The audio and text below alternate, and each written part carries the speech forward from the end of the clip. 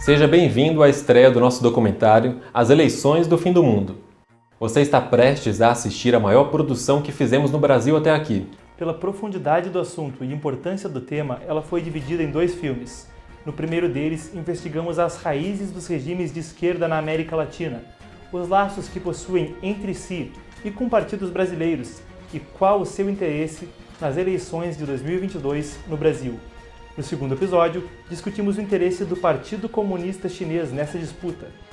Abordamos fatos com impacto direto para o futuro de nosso país e de nosso planeta, e a real importância do momento que o Brasil vive.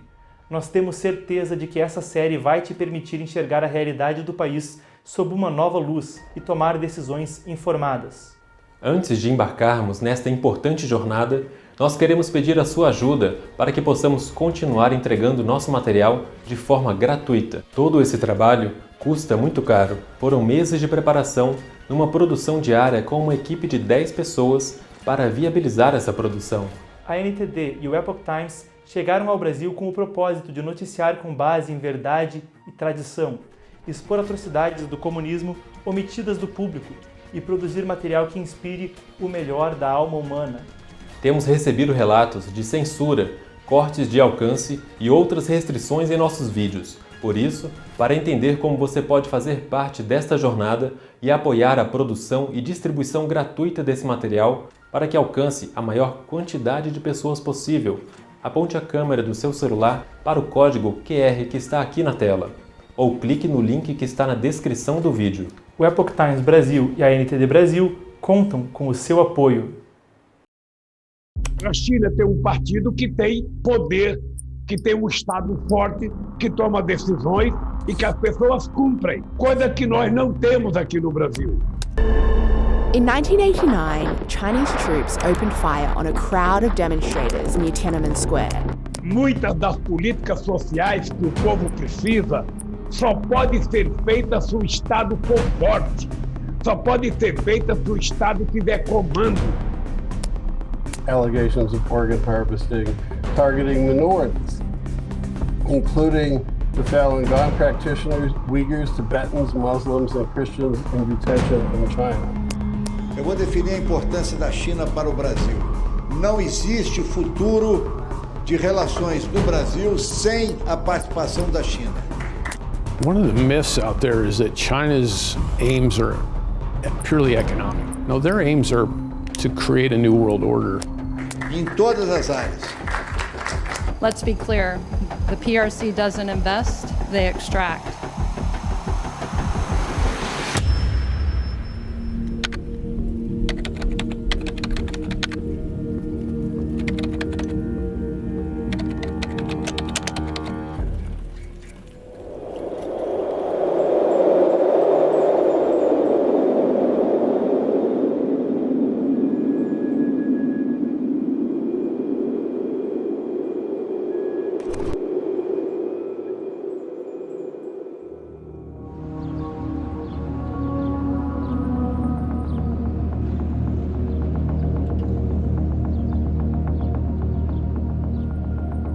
Eu acho que nós temos potências como a Rússia e a China que estão interferindo, por exemplo, na Venezuela, na Argentina. Well, I think the CCP understands that if they control Brazil, they control a lot of Latin America. A China entra como poderio financeiro, a Rússia como garantidor bélico. O Partido Comunista Chinês, Xi Jinping, tem muito interesse no resultado das eleições.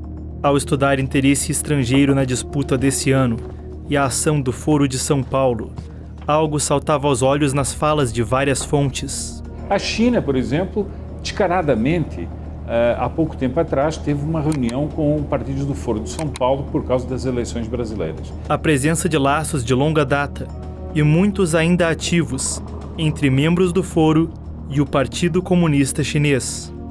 Era algo que convidava a uma nova investigação, sem a qual não parecia possível entender o interesse estrangeiro na disputa eleitoral. O autor José Carlos Sepúlveda me apontou um encontro promovido entre o Foro de São Paulo e o Partido Comunista Chinês.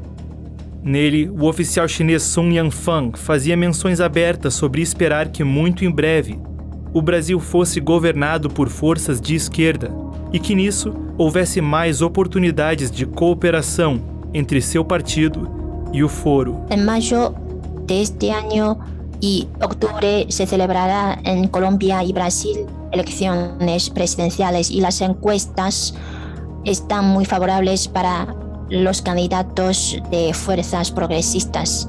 Espero mucho que Colombia y Brasil podría ser dentro de poco países gobernados por fuerzas políticas progresistas y de izquierda. Entonces las principales economías de América Latina serán gobernadas por fuerzas de izquierda. Entonces, en el futuro tendremos mayores espacios para la cooperación entre China, el Partido Comunista de China y Foro de São Paulo. Gracias. A fala de Sun foi em resposta a um membro do Partido dos Trabalhadores, que integrava a reunião, Mônica Valente, a secretária executiva do Foro de São Paulo. Sun Yanfang foi descrito como subdiretor dos Institutos das Relações Internacionais Contemporâneas da China, ou CICIR, na abreviação em inglês. O que chama a atenção: esse órgão lida com pesquisas estratégicas internacionais, mas não responde às relações exteriores da China.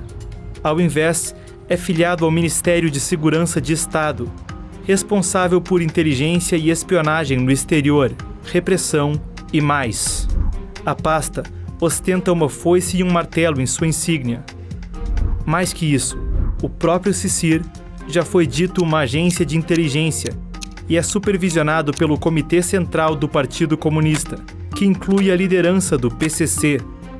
A própria vice-ministra do Partido Comunista Chinês, Shan Beili, também estava na reunião com o Foro, indicando que não seria algo de pouca importância. A lo largo de muchos años, el Partido Comunista de China mantiene intercambios amistosos con el Foro de São Paulo, solidarizándose y apoyándose mutuamente en los temas importantes internacionales y regionales. Aquela reunião, no dia 10 de maio, abria um chamado ciclo de debates entre o Foro e o Partido Chinês, com o tema As relações entre China e a América Latina na nova era. Essa rodada de reuniões entre as duas entidades se estendeu por uma série de encontros, por meses antes das eleições, com mais membros de alto escalão do PCC. Senhor Sepúlveda, uma das questões quando a gente fala de interesse estrangeiro nas eleições brasileiras é uma presença muito grande do Partido Comunista Chinês na América Latina e meses antes das eleições houve, como o senhor mesmo colocou, reuniões entre o Foro de São Paulo e o Partido Comunista Chinês. Então, que interesse vem por parte da ditadura comunista chinesa para as eleições do Brasil e o que significam essas articulações entre o Foro, partidos do Foro, com o Partido Comunista Chinês? Hoje, quando se fala de China, muita gente quer esquecer que a China é um país comunista.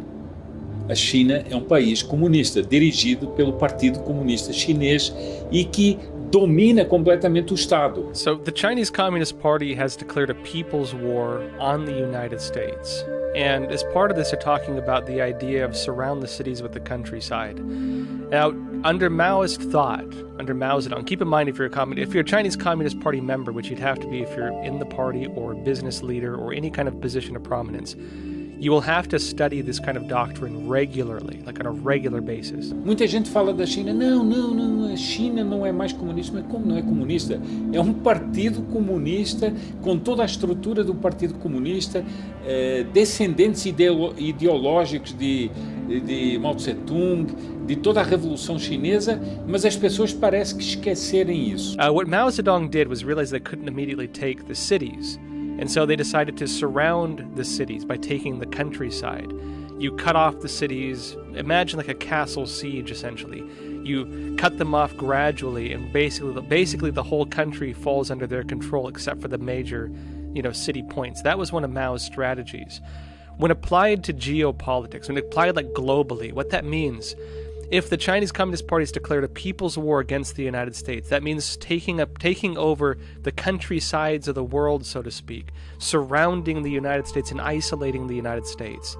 That means taking, for example, the BRICS countries, taking Africa, taking Latin America, taking Asia, moving in, taking Australia, taking Japan, taking Korea, taking Europe, taking Canada, and then finally the US is fully isolated. It's a tier system where they want to take it step by step, and that's what they mean by that. 像巴西和拉丁美洲等等国家呢，因为它在地理上呢和美国是比较靠近的，历来呢它被中共视为是就是实施包围、削弱美国、遏制美国影响力的一个重要的地带，因此呢，对他们进行了持续数十年的这种渗透、影响和拉拢。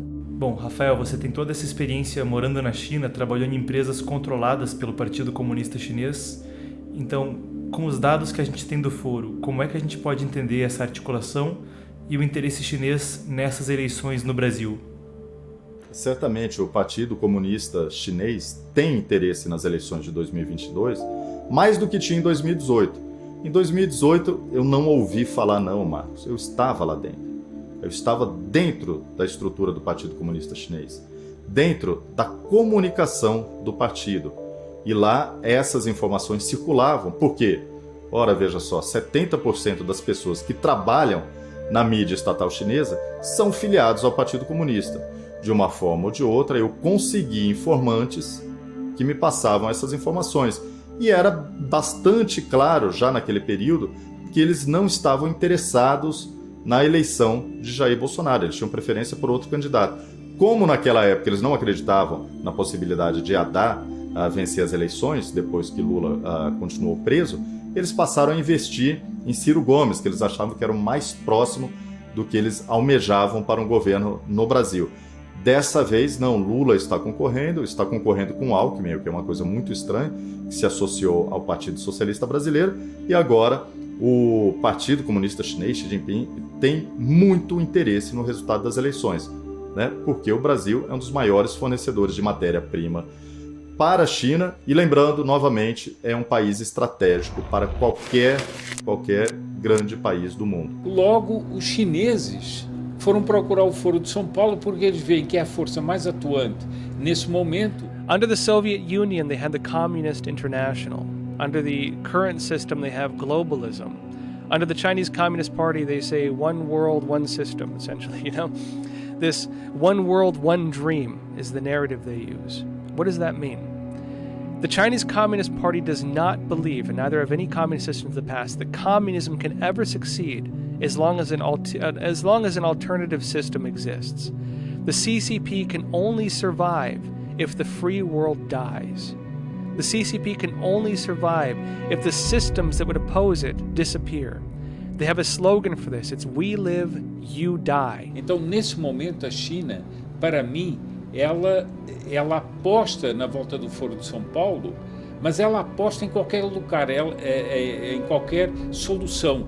Se for uma solução um pouco desfavorável, ela vai tentar também trabalhar para expandir a sua influência aqui dentro, com negócios que envolvem uma dominação ideológica e cultural. Fontes que estiveram nas entranhas da ditadura comunista e estudiosos com mais de uma década investigando o assunto apontavam um ímpeto geopolítico, econômico e especialmente ideológico vindo do Partido Comunista Chinês.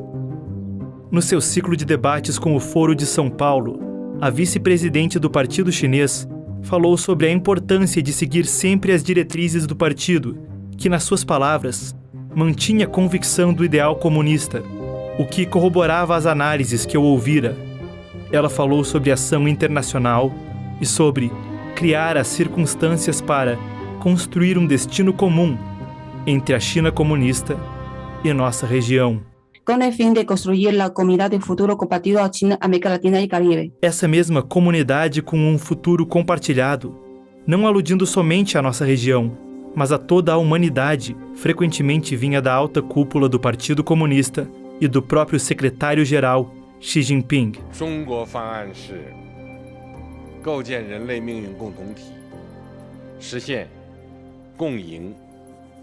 Havia muito a ser respondido.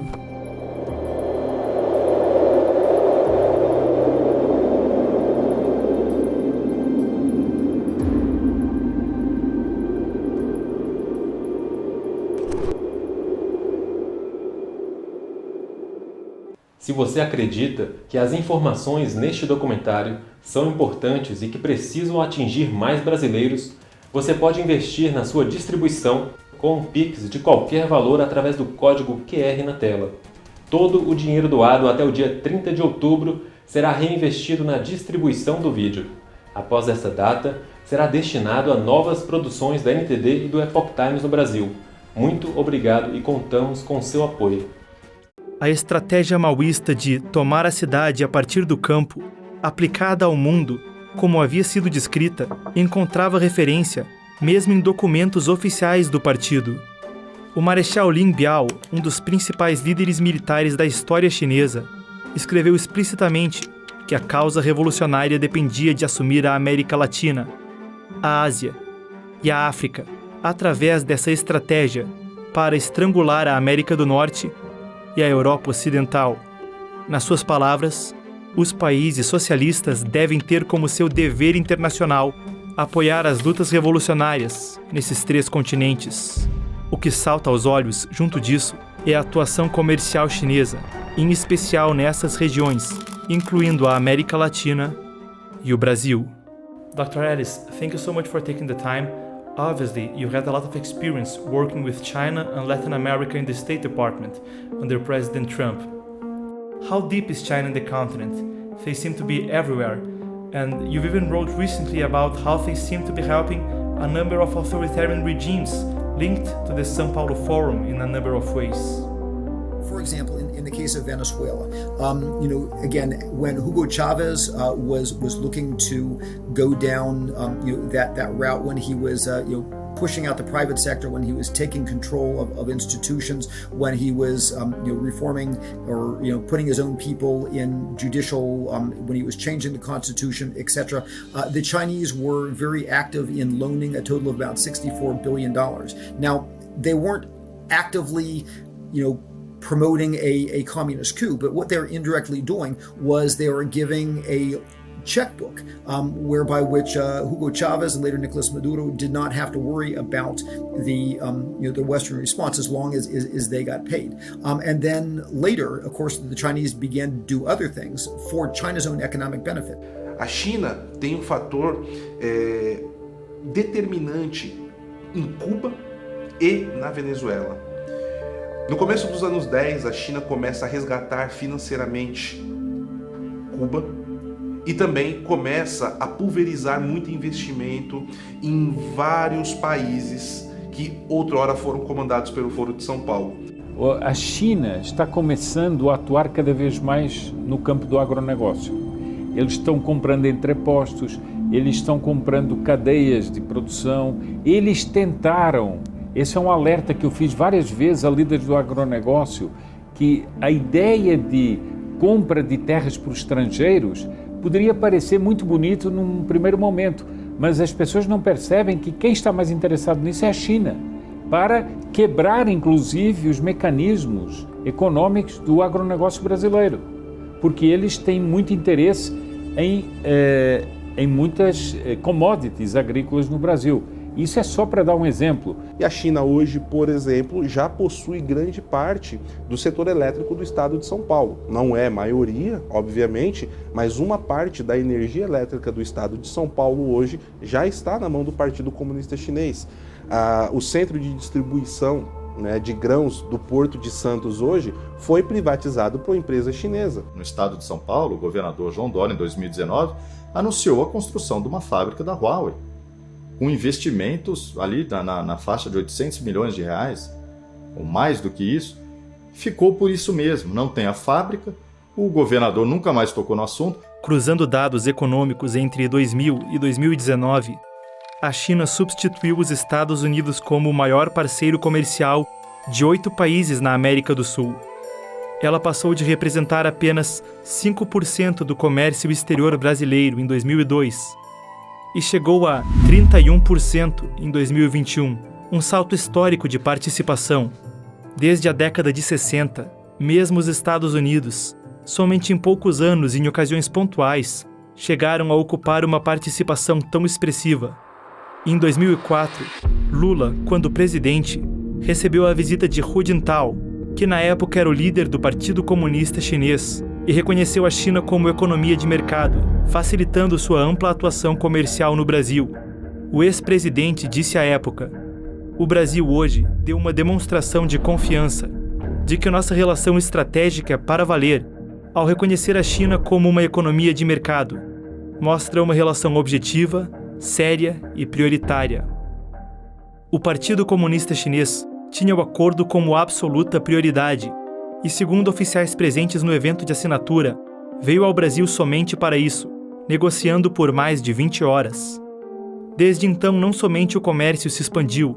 Só para você ter ideia, no primeiro ano que eu fui presidente, o fluxo de comércio entre Brasil e China era de apenas 6 bilhões de dólares.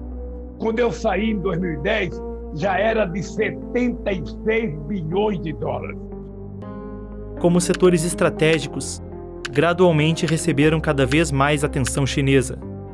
A CPFL, que distribui energia para 4,6 milhões de consumidores em mais de 200 cidades no interior de São Paulo, foi adquirida pela State Grid, estatal chinesa. A concessão para um terminal do Porto de Santos, 90% da administradora do principal terminal do Porto de Paranaguá e outros ativos recentemente foram adquiridos por empresas ligadas ao Partido Comunista da China. Grande parte da infraestrutura de telecomunicações nacional passou a ser fornecida por empresas com laços ao exército chinês, entre outros exemplos. Now we're discussing this concept of taking the cities from the countryside, as Maoira communists put it. So we see this whole range of Chinese commercial ventures in Latin America, Brazil, and beyond. How can we understand this in light of CCP ideology and what risks could be involved? Think of like rare earth minerals, think of energy, think of these types of assets. Well, the Chinese Communist Party, as part of its One Belt, One Road initiative, makes deals where it gets access to those in all these key countries, and then uses those, takes over the GDP products sometimes of these countries, and then takes them over slowly, right? Like the Soviets would call a salami strategy, slice by slice. What the CCP would call a cabbage strategy, layer by layer. You take over one core area, and you expand it and expand it and expand it until you conquered the whole system. What do you mean Belt and Road Initiative? How would that play out? So, the Chinese Communist Party has a program called the One Belt, One Road Initiative. Through this program, they go to countries and they get them in debt traps. Countries become subjugated under the Chinese Communist Party through this program. Part of that program as well, if the Chinese Communist Party goes with, say, let's just say hypothetically $10 million to go and launch a project in Bolivia or another country, around $1 million of that is going to be strictly for bribes. They're going to pay off your politicians to sell you out. That's what they do. Now, after they go in, they make deals. They get countries to agree to, let's say, surrender a certain amount of natural resources in exchange for the construction of, let's say, some kind of facility. Maybe it's a power plant or a roads project or an airport or, many things like this, a port. Oftentimes, the Chinese Communist Party, as part of this, will maintain and manage it and even run it, meaning these are not local jobs, these are Chinese jobs. Two, it means that they sometimes even maintain long-term ownership of it.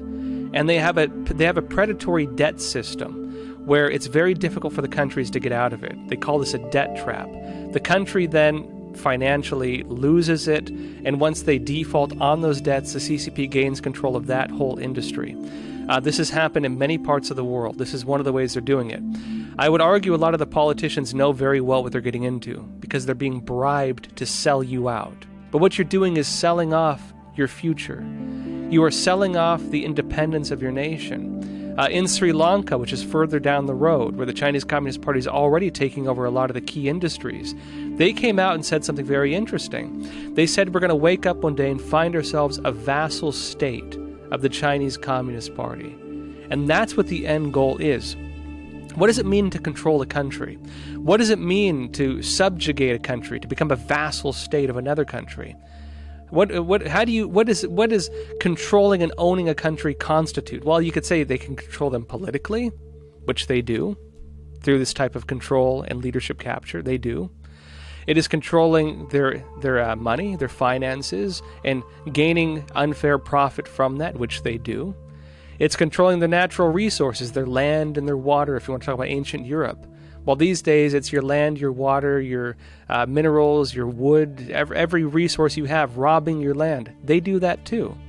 In what ways, and then controlling, of course, your leadership and your influencers and what you can and can't say. In what way have they not subjugated these countries? And in those few ways that still remain, they're trying to do it.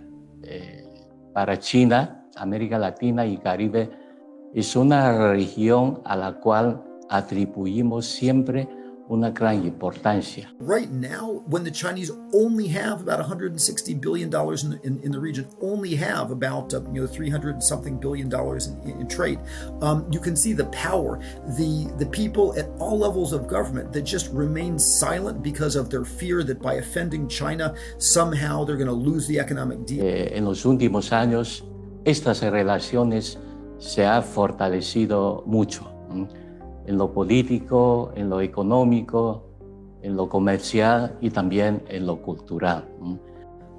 Well, in 5-10 years, when the Chinese economic presence in our countries is double or triple, can you imagine the power of that Chinese vindictiveness to impose silence on our democratic discourse, on top of what we see happening? We already talked about, Venezuela and others. Empréstimos chineses no exterior dispararam após começar a iniciativa do Cinturão e Rota, por volta de 2013. O caso do Sri Lanka, citado pelo jornalista Joshua Phillip, era emblemático das críticas ao projeto. Depois de Pequim emprestar um valor bilionário para a construção de um porto nesse pequeno país insular, o governo local se viu incapaz de arcar com as dívidas. O porto, junto de 15 mil acres de terra, foi cedido à China por 99 anos, em 2017. Sua localização é estratégica de um ponto de vista comercial e também militar, próximo à Índia, um rival bélico da China. Um relatório do Aid Data, um laboratório de pesquisa da tradicional Universidade William & Mary, afirma que mais de 1 em cada 3 projetos do Cinturão e Rota tiveram grandes problemas de implementação, incluindo escândalos de corrupção e violações trabalhistas, entre outros. Evidências de corrupção no Cinturão e Rota, que corroboram o que os entrevistados me relataram, incluem gravações de áudio vazadas, onde se ouve políticos tratando de subornos chineses em licitações em vários continentes. O New York Times noticiou um caso desses perto de nosso país, no Equador. Uma discussão vazada ao público através do jornal O Globo e confirmada como verídica por oficiais da justiça equatoriana, mostra um executivo da Odebrecht conversando com o então controlador-geral do Equador, Carlos Politi. A conversa sugere possível corrupção com envolvimento da China. Já não só as empresas chinas, por todas partes. Sim. E me dijo que era uma obrigação porque os chinos já pagavam e tal. Dados oficiais apontam que até março de 2022, o Cinturão e Rota já contava com a adesão de 147 países, dos 195 comumente reconhecidos no planeta. Na América Latina, são, a partir desses dados, 20, com a recente entrada de Cuba e da Argentina, sob o socialista Alberto Fernandes na iniciativa. Apesar de casos que aludem a essa forma de agir no Brasil, esse é um projeto do qual o nosso país ainda não faz parte formalmente, mas, em agosto de 2021, em um evento online envolvendo o cônsul-geral da China em Recife e oficiais dos dois países, Jiang Dekun, uma autoridade regional da China, disse que sua cidade, Guangzhou, estava pronta para expandir a cooperação com Recife e outras cidades brasileiras, sob o Cinturão e Rota. O atual candidato a vice-governador de Alagoas, Ronaldo Lessa, estava no encontro. But probably because of symbolism, China will want to bring Brazil into Belt and Road. That's probably going to be an appeal for Lula, helping to send that message that Brazil wants China's money. But the problem is that, first of all, again, because of those debt issues, it's not clear what benefits that will provide, even if Brazil and probably Colombia with Petro as well and others now sign on. A escala dos empreendimentos chineses e desse tipo de diplomacia da dívida ia além em escopo somente do Cinturão e Rota. A China já é o maior credor do mundo, acima do Banco Mundial, do FMI ou de todos os governos credores da OCDE somados. Um estudo alemão aponta que dos 50 principais países em desenvolvimento que realizaram empréstimos da China, para todos, suas dívidas ao PCC excediam pelo menos 15% de seu PIB em 2017. Um outro relatório do laboratório Aid Data revisa contratos de empréstimo chineses e expõe que a forma como os documentos são estruturados dá à China a capacidade de influenciar as políticas dos países devedores, tanto nas relações exteriores quanto internamente. Segundo a pesquisa, isso fica provado nos próprios contratos. O Aid Data aponta ainda que empréstimos de agências governamentais chinesas ao Brasil chegaram a pelo menos 39 bilhões de dólares entre 2000 e 2017. Nessa estimativa, é o quarto país no mundo a mais receber esse tipo de empréstimo da China. Na América Latina, segundo dados do Diálogo Interamericano, a dívida brasileira a organizações diretamente controladas pelo Partido Comunista Chinês, de aproximadamente 30 bilhões de dólares, só é menor que a da Venezuela. Pelos dados do diálogo, que vão até 2021, foram 18,5 bilhões nos governos petistas, 11,2 bilhões sob Michel Temer e uma linha de crédito de 750 milhões no início do governo Bolsonaro, em 2019. They began exporting that program, but did it in a way that's predatory, meaning these are not legitimate construction projects. These are not legitimate things that are going to be handed over to the country. This is the CCP building Chinese assets in foreign countries, on your money, on your dime, at the sacrifice of your future, and at great cost, not only initially but in the long term. Pequim havia promovido uma expansão comercial no exterior. Entretanto, junto do crescimento dos laços comerciais entre a China e a América Latina, é explícito um modo predatório de operar, incluindo base para supor uma preferência chinesa por ambientes onde haja corrupção e pela tomada de indústrias estratégicas, incluindo telecomunicações e redes elétricas. Entre muitos exemplos disponíveis, os poucos citados aqui evidenciam não só isso, mas o risco de perda de soberania. Durante a expansão comercial chinesa, foram estabelecidas organizações em diversos países para coordenar objetivos estratégicos a nível de Estado. Esses fatores somados impõem implicações de longuíssimo prazo e uma presença chinesa que acompanha submissão, em maior ou menor grau, aos objetivos do PCC. No Brasil, durante o governo Lula, se estabeleceu a COSBAN, a Comissão Sino-Brasileira de Alto Nível de Concertação e Cooperação. Nela, os vice-presidentes dos países pontuam planos decenais. Isso foi estabelecido somente meses antes do reconhecimento da China como economia de mercado pelo Brasil.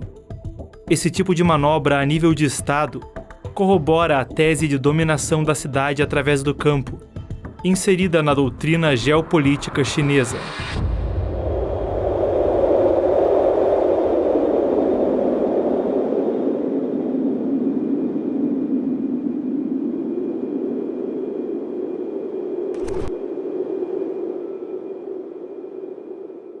A expansão econômica chinesa, especialmente da forma como ocorre, fornece pistas quanto ao interesse de Pequim no Brasil.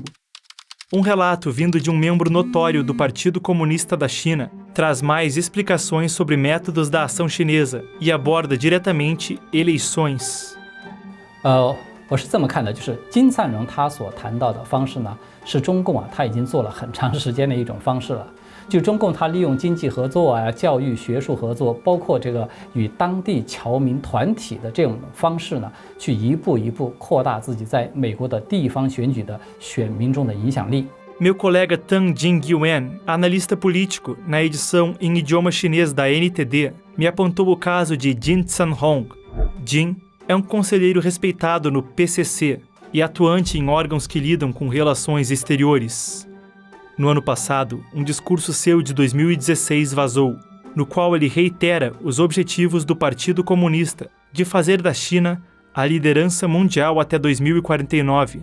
Há 3 estratégias em particular citadas por ele para isso. Ele citou nominalmente o Brasil em uma delas, como um país que o Partido Comunista Chinês já havia cogitado recrutar para opor os Estados Unidos. Nessa, seria necessário haver pelo menos 4 países que mantivessem a segurança nacional americana ocupada demais para dar atenção à China. 所以在中共的眼中呢，左翼政党呢，它是具有一种天然的疏远美国，甚至是反美国的倾向。这个就等于是中共的一个天然的友军。所以这样一个具有一定的经济、政治和军事实力的地区大国，如果说它在政治上反美，它当然将会大幅度的分散美国的注意力。就是说，它会减轻中共的压力，那么对中共在世界范围之内啊，去和美国争夺这种势力范围，它将起到一个很好的策应的作用。也就是说，这个是中共它一度比较重视巴西的原因了。就是中共的计划呢，它是想利用中巴两国都有这种左派的意识形态的政治纽带，还有呢都是新兴的经济体，可以有很多合作的经济纽带，再加上呢都有潜在的想要改变当前世界秩序的这种需求和愿望的战略利益的纽带。A segunda estratégia que Jin Zhanhong citou foi entrelaçar economias, o que também ajudava a entender aspectos da forma como o Partido Comunista Chinês fazia avanços comerciais no mundo. Jin apontou métodos como injetar dinheiro chinês na economia estrangeira e controlar seus mercados. Falando dos Estados Unidos, comentou que quanto mais entrelaçadas fossem as economias dos dois países, mais difícil se tornava para os americanos reagirem. Parecia muito razoável supor, com os dados disponíveis e já citados aqui, que isso poderia valer para outros países, incluindo o nosso. A terceira estratégia parte do campo econômico para a política. Zhanhong disse em sua fala que entrelaçar economias não era somente para tornar mais difícil a outros países reagir a avanços. O outro propósito seria influenciar sua política interna. Falando dos Estados Unidos, o conselheiro do PCC comentou que o partido busca garantir que cada distrito eleitoral da nação possua apoio de investimento chinês. Assim, o regime pode ter influência direta sobre políticos e influenciar a decisão de eleitores. A consequência é o controle do parlamento e outros domínios. Se o investimento chinês for decisivo sobre o futuro de uma região, então milhares de votos nela podem tender aos interesses do Partido Comunista Chinês. Nas palavras do próprio Jin, se você tem milhares de votos nas suas mãos, você é o pai do candidato. 他甚至会直接的推出自己的代理人，比如说推出一些商人、当地的一些侨领等等这些人物，或者是直接的去进行收买，或者是让他们来影响当地的政要。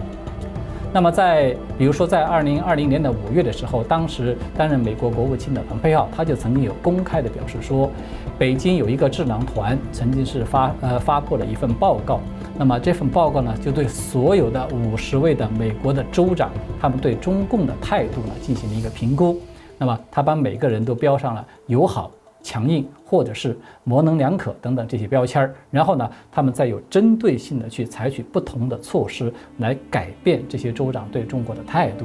I was reading up on Jin Zhanhong, and I talked about this with Mr. Tang in the Chinese language edition. One of the things here is that supposedly China would have lost interest or have less interest in Brazil, but we don't seem to see their interest or their influence declining in the region, or in Brazil specifically.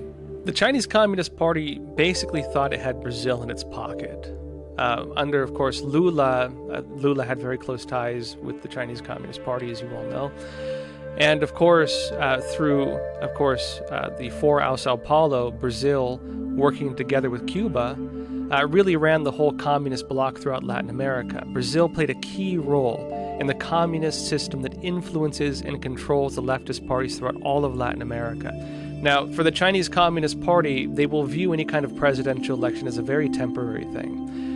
Their view is often 5-year plans, 10-year plans, and so on. And international politics will look, among totalitarian countries, will often look at countries that do have an election process as basically working on 4 to 8 year cycles. They can wait things out, they can do things in the meantime. 4 years, 8 years mean nothing to them.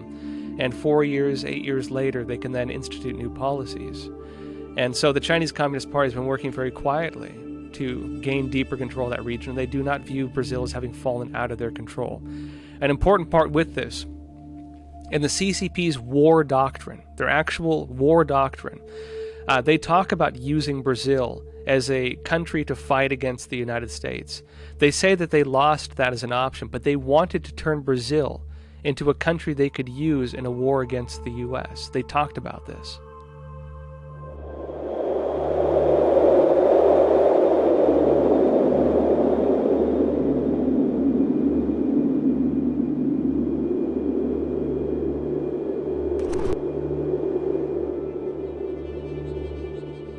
A indicação de doutrina militar e laços subentendidos a uma estratégia bélica poderiam ser a chave para conectar muitas dessas peças em um todo que faria sentido.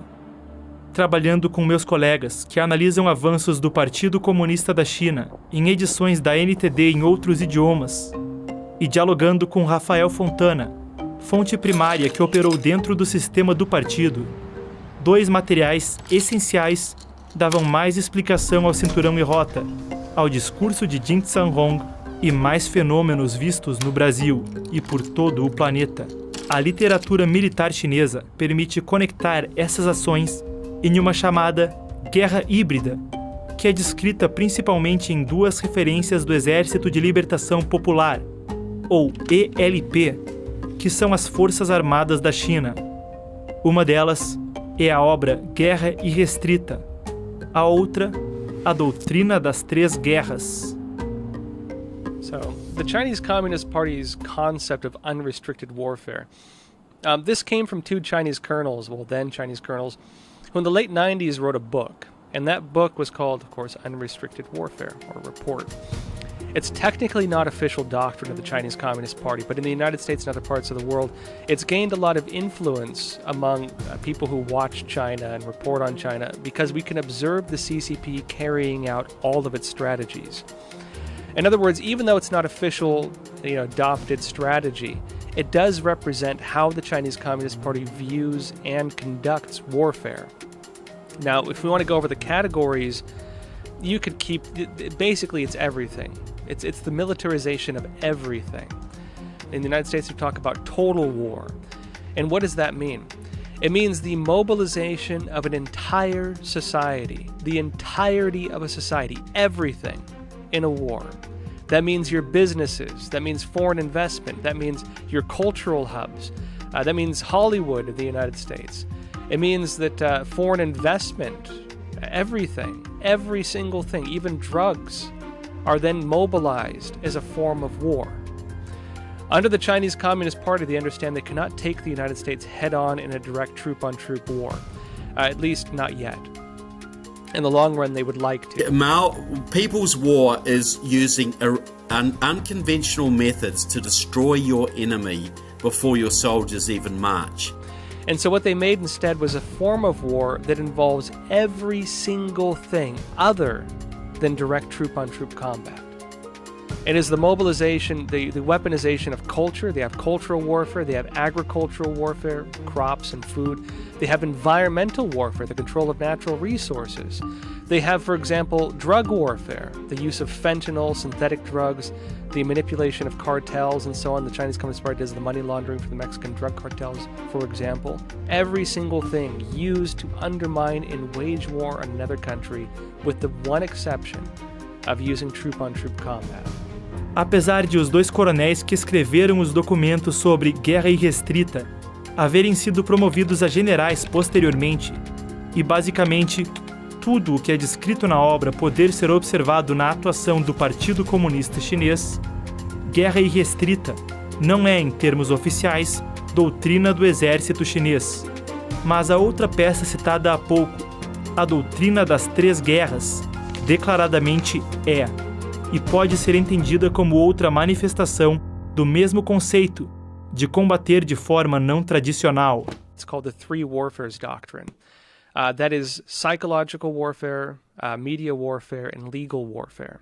Pela literatura militar da China comunista, a dominação econômica citada no discurso de Jin Zhanhong, os laços declarados de proximidade ao Foro de São Paulo, no qual o Partido Comunista da China deixava clara sua preferência quanto às eleições do Brasil, as denúncias sobre o cinturão e rota, todos esses itens não eram mais do que só a ponta do iceberg.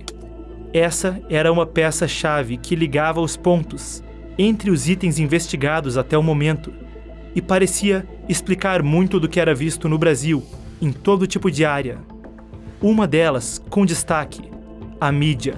A outra parte importantíssima da guerra híbrida, né, já traçada por Gramsci no passado, é a comunicação, a velha mídia. Tudo que está relacionado à comunicação hoje no Brasil. And media warfare is the control of all outlets of information. That is not just news outlets like TV and radio and print media. That's also social media. That's also any kind of influencer, even controlling, for example, actors or sports stars and so on. That is what they call, again, media warfare. And as part of the Three Warfares doctrine, the CCP looks to control the thoughts and minds, right, the hearts and minds of nations. And yes, they do that just as actively against Brazil as they do every other country. O Grupo Bandeirantes de Comunicação assinou hoje um acordo de cooperação com o China Media Group, que reúne os principais veículos de comunicação chineses. Catiúcia, outro saldo desse primeiro dia de cúpula aqui do BRICS foi a assinatura de um acordo entre a EBC, a Empresa Brasil de Comunicação, e eu lembro que a TV Brasil faz parte da EBC, e o China Media Group. Sim, eu cheguei ao meu conhecimento, né, dentro da agenda do China Media Group, várias reuniões com veículos da mídia brasileira, né? Entre eles a Band, a CBN, a Rádio Cultura, se não me engano, TV Cultura. Então havia reuniões agendadas com esses grupos para formação de possíveis parcerias de troca de conteúdo. No fim das contas, o que acontece? A China não está nem um pouco interessada no conteúdo que vem de outras nações. Ensinamentos clássicos da cultura chinesa citados pelo presidente Xi Jinping. Este é o conteúdo de uma das novas produções que chegam ao Brasil por meio de um acordo entre o Grupo Bandeirantes e o Grupo de Mídia da China. Na verdade, a maioria do conteúdo do mundo livre é proibido na China. Então, parceria nenhuma. O que eles querem mesmo é colocar o conteúdo deles aqui. O China Media Group é o conglomerado estatal de comunicação da China comunista, que reúne os principais veículos de comunicação do país, incluindo CGTN e CCTV. A TV Cultura do Estado de São Paulo firmou um acordo em setembro de 2021 com a agência de notícias Xinhua, pertencente ao grupo.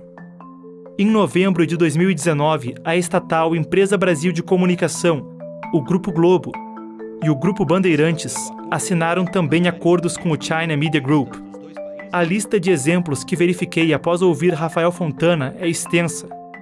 De acordo com o Wilson Center, relatórios apontam que o PCC gaste entre 7 e 10 bilhões de dólares por ano em propaganda para estrangeiros, envolvendo a compra de espaços publicitários e parcerias com mídias locais em diferentes países. Xi Jinping, o secretário-geral do Partido Comunista, disse em 2016: onde quer que os leitores estejam, onde quer que os espectadores estejam, é lá onde as reportagens de propaganda precisam estender seus tentáculos. O jornal China Daily, uma mídia da ditadura chinesa, possui sede nos Estados Unidos. Pela lei de lá, o jornal se enquadra como agente estrangeiro envolvido em atividade política ou relacionada à política, e por isso precisa expor à justiça atividades financeiras. Em documentos públicos, com declarações desse jornal à Justiça Americana, se lê que, entre novembro de 2016 e abril desse ano, a empresa Folha da Manhã, que detém o jornal A Folha de São Paulo, recebeu pelo menos $588 mil, com pagamentos de cerca de $8 mil mensais.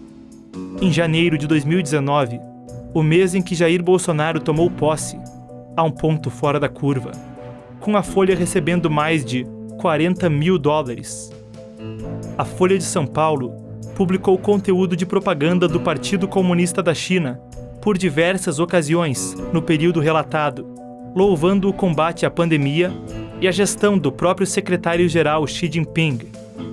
Um artigo publicado lá em novembro de 2021, vindo de uma agência de notícias do PCC, exalta o que uma China socialista moderna trará ao mundo e o centenário do partido. No jornal O Globo, no mesmo mês, um artigo da mesma agência louvava Xi Jinping como um grande líder.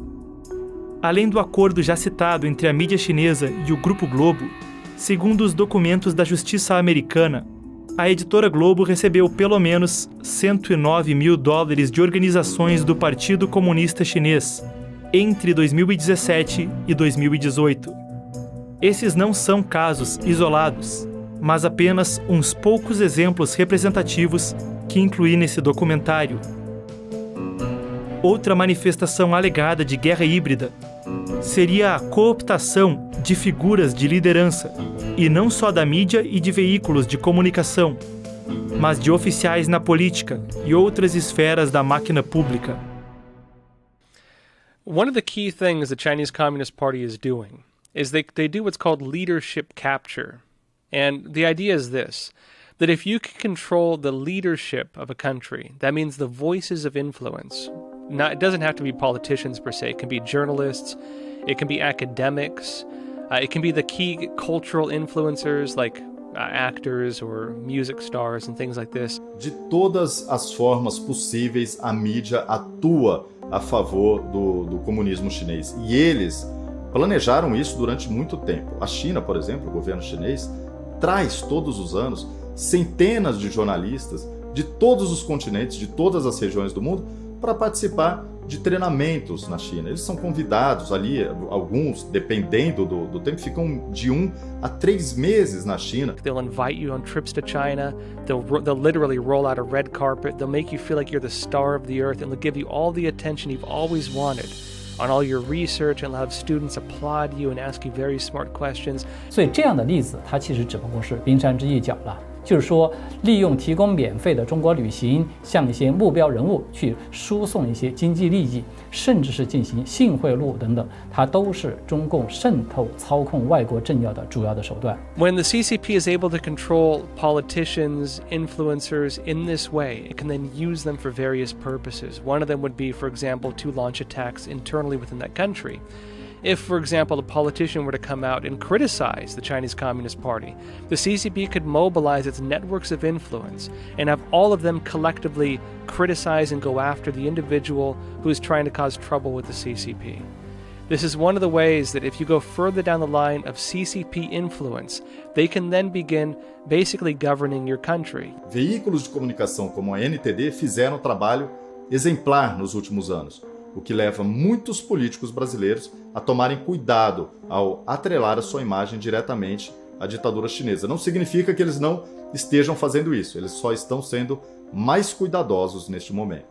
Mesmo a coação econômica e o uso de setores estratégicos da economia, portos, telecomunicações, redes elétricas e ainda além somente do aspecto predatório alegado no Cinturão e Rota, através de outro conceito militar chinês que habita a guerra híbrida, a chamada fusão civil-militar.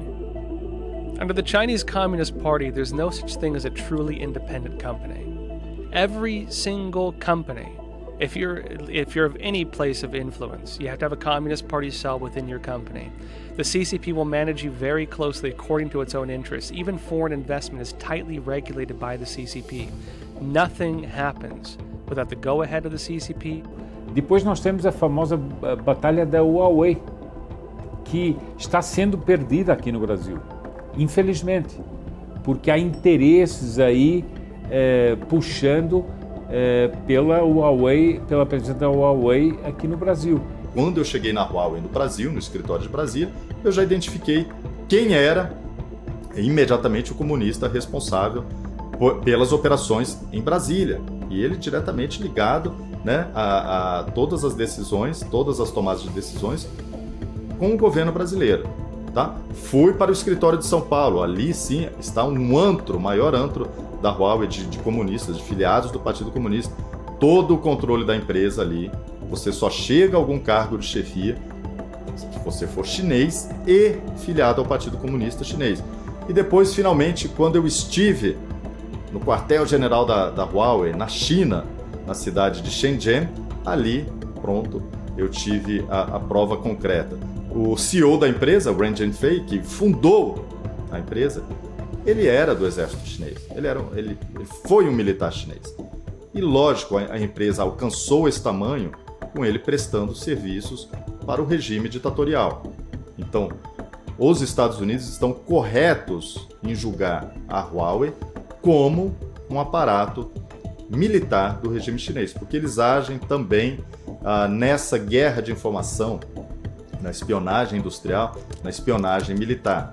Dentro da instrumentalização de companhias, através da guerra irrestrita, 44 empresas chinesas receberam sanções dos Estados Unidos sob o governo Trump, categorizadas como companhias comunistas militares chinesas, que apresentam ameaças diretas à segurança nacional, apoiando o aparato bélico do Partido Comunista Chinês. Esse número de 44 chega a cerca de 1.100, se contadas subsidiárias e filiais.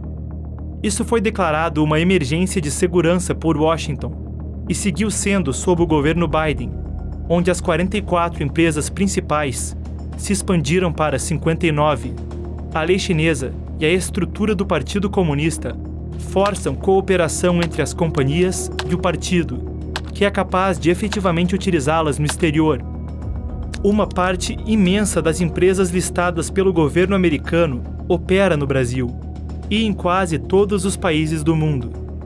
Uma delas é a Huawei, o maior fornecedor de equipamentos de telecomunicação do planeta, que diz ser responsável por mais da metade da conexão 4G confiável do Brasil. Isso sugere que a ordem do partido, boa parte das redes de comunicação brasileiras deixariam de funcionar. Esse risco vem acompanhado de acusações substanciais de espionagem, tanto econômica quanto de políticos, vindo de fontes primárias e relatórios governamentais. Antes da licitação para implantar a última geração de redes móveis no Brasil, o 5G, foi cogitado banir a Huawei de estar envolvida. Mas, após a China reter insumos para a produção de vacinas, foi publicada a portaria para a licitação, sem qualquer restrição aos seus produtos. Os insumos para produzir vacinas foram então liberados quase que imediatamente. O episódio é dito um caso da chamada diplomacia das vacinas chinesa, que também se enquadra na literatura militar do partido e em guerra irrestrita. 就是中共的疫苗外交呢，它其实主要是有2个目的。一个呢，就是它通过大规模的对外援助，同时呢附带一些条件呢，它可以在短时间之内就迅速的扩大中共的影响力，并且谋取巨大的政治利益。比如说像尼加拉瓜和台湾断交，是吧？转而与中共去建交，仅只是数天，那么中共就向这个尼加拉瓜捐赠了首批的100万剂的疫苗。Olha, uma coisa é você ouvir falar, outra coisa é você vivenciar. Eu estava dentro da Huawei quando começou a crise sanitária, todo aquele problema. E eu conto no meu livro, Chernobyl, já no começo do livro, na abertura, que durante uma reunião ali com os executivos da empresa em Brasília, eles chegaram com a seguinte proposta: precisamos retalhar o Brasil. Espera aí, como é que uma empresa pode ir contra uma nação? Isso é impossível. Isso não existe, a menos que essa empresa seja um braço do governo de uma nação. Foi exatamente ali, quando eu ouvi aquilo, eu tive mais certeza do que nunca. Para o espanto das outras pessoas que estavam em volta, né, eles estavam ouvindo aquilo pela primeira vez, eu já saberia o que viria, mas seria uma chantagem em troca, né, dos insumos, dos medicamentos chineses. Então, o Brasil ele foi pressionado, o governo brasileiro foi chantageado de fato. Isso deverá constar em documentos no futuro, assim que cair o regime comunista chinês. Hoje, infelizmente, ninguém conta essa história. Como eu estava lá dentro, eu contei no meu livro, e claro, meus laços com o regime chinês acabaram naquele momento. Mas eu pude ver, estar lá dentro, presenciar, testemunhar aconteceu isso de uma empresa chinesa se planejar para atacar o Brasil. Em dezembro de 2021, um executivo da Huawei disse ao jornal O Globo que a companhia mantinha contato com todas as firmas vencedoras do certame para as redes 5G, e anúncios da Huawei junto a operadoras telefônicas vieram já no início de 2022. O próprio ex-chanceler brasileiro, Ernesto Araújo, renunciou à liderança do Itamaraty após desgaste por aludir a um possível lobby a favor da China e da Huawei no Congresso Nacional, e por declarações sobre não vender a alma do Brasil à China, entre outras. Exemplos que já foram citados aqui ganham mais peso ao falar de guerra híbrida, incluindo a CPFL. O fato de ser controlada diretamente por uma estatal do Partido Comunista Chinês sugere que, ao comando de Pequim, grande parte do estado de São Paulo poderia ter problemas para obter energia elétrica. Os empréstimos bancários e a aquisição de outros setores estratégicos também parecem ainda mais alarmantes sob essa ótica.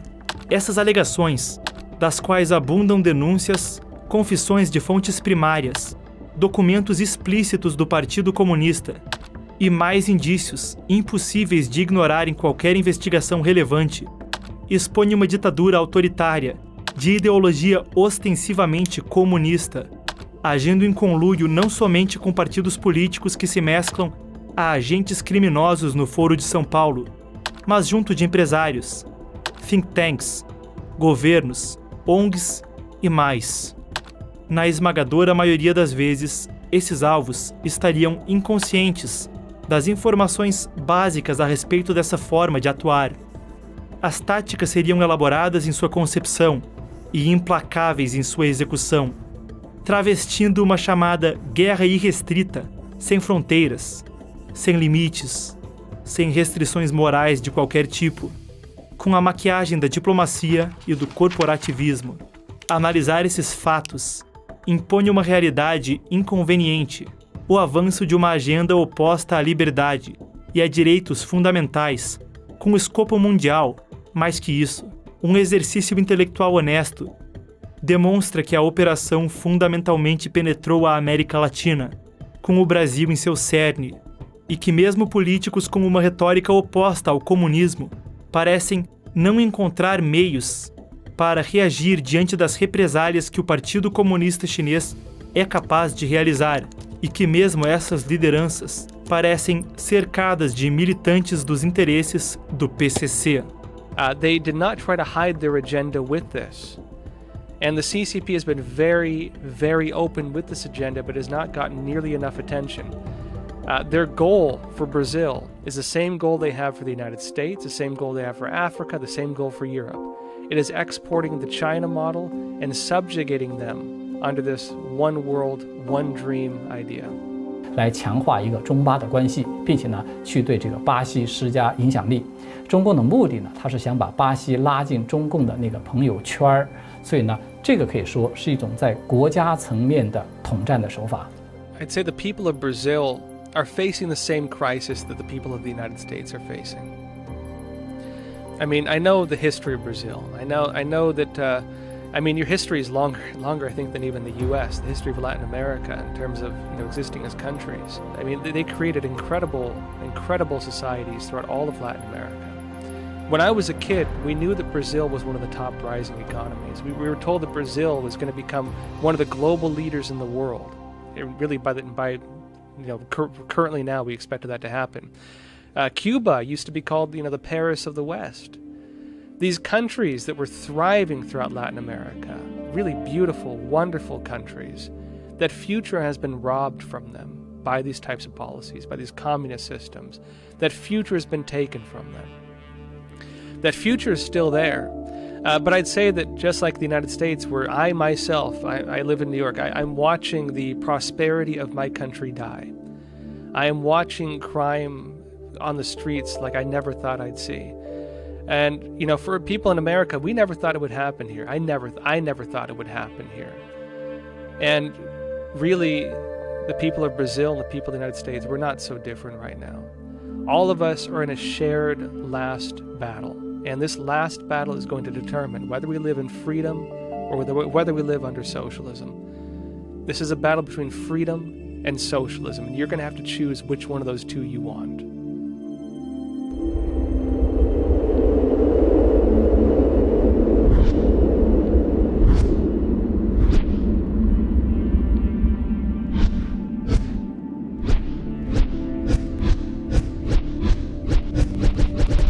As evidências da ação chinesa na América Latina validam seu uso de guerra irrestrita na região para avançar objetivos tanto estratégicos quanto ideológicos. A ditadura comunista chinesa está profundamente dedicada à alteração do estado de coisas no planeta e possui meios de ação eficientes e maliciosos para cumprir sua agenda. Enquanto o Partido Comunista Chinês é provavelmente mais favorável a um governo alinhado ao Foro de São Paulo e possivelmente conquistará mais avanços no continente com um governo esquerdista no Brasil, entendi que ele trabalhará impetuosamente com os meios que dispõe, através da mídia, pelos governos estaduais e municipais, pela via parlamentar e outras formas em prol de seus interesses, independentemente do resultado das urnas. Isso porque o Brasil é de seu interesse por fins militares, geoestratégicos, financeiros e diplomáticos. Com base na informação disponível, reconheci o Partido Comunista Chinês como uma possibilidade real de influência, interferência ou ação estrangeira no Brasil por meios questionáveis, adiante da decisão de 2022. Mas mais que isso, entendi essa entidade como um desafio a nível de Estado, antagônico aos valores e à tradição da pátria, de proporções inéditas na história de nosso país. É algo que requer um diálogo mais amplo, honesto e informado sobre sua atuação entre as classes falantes e a elite intelectual brasileira. Eu concluo esse documentário com o seguinte: meu objetivo aqui não foi atacar de forma deliberada quem quer que seja, nem mesmo candidatos que possam ter sido citados nos fatos expostos. Mas como citei na introdução do primeiro episódio, eu quis sinceramente oferecer ferramentas sobre um aspecto das eleições, para que o público e mesmo os políticos que mencionei, caso não possuam alguns desses dados, possam entender melhor setores do mundo à nossa volta e decidir de uma forma consciente o que quer que decidam no dia 30 de outubro. Eu pedi para falar diretamente à câmera nessa cena e acrescentar o seguinte ao roteiro: eu quero dizer algo por mais bobo que isso possa soar para quem quer que seja. Decidimos fazer um documentário sobre as eleições. Foi um desafio que aceitei nessa honrosa empresa onde tenho orgulho de trabalhar. E perdi noites sem dormir junto de uma equipe muito dedicada para conseguirmos entregar essa obra. E esse realmente é um documentário sobre as eleições, mas aceitei dar tudo de mim porque acho que é um documentário sobre eleições em outro sentido. É sobre o que elegemos acreditar em nossos corações. Quero lhe dizer que, independentemente do que ocorra daqui a uma semana ou de como decida votar, a minha esperança é que os fatos expostos aqui possibilitem ao público discernir, além da política, o que é o movimento comunista internacional e entender com uma perspectiva mais ampla o momento vivido por nosso planeta e agendas que aviltam contra a tradição e o mais sagrado do homem. Muito obrigado por assistir. Espero que você tenha gostado do filme e não se esqueça de cadastrar-se pelo QR Code ou no link abaixo na descrição para receber os comunicados com o link da estreia do próximo episódio e para entender como pode nos apoiar nesta jornada. Para produzir a série que você está assistindo agora, foi necessário investimento e trabalho árduo para tornar esse conteúdo gratuito, pois temos o entendimento que esse conteúdo deve chegar ao maior número de pessoas possível. Temos confiança que uma pessoa como você, que assistiu o conteúdo até o final, está consciente dos fatos, pode nos ajudar a compartilhar e também investir na distribuição da série. Contamos com você! Clique no link na descrição deste vídeo ou aponte o seu celular para o QR Code na tela para saber como nos apoiar. Muito obrigado e até breve!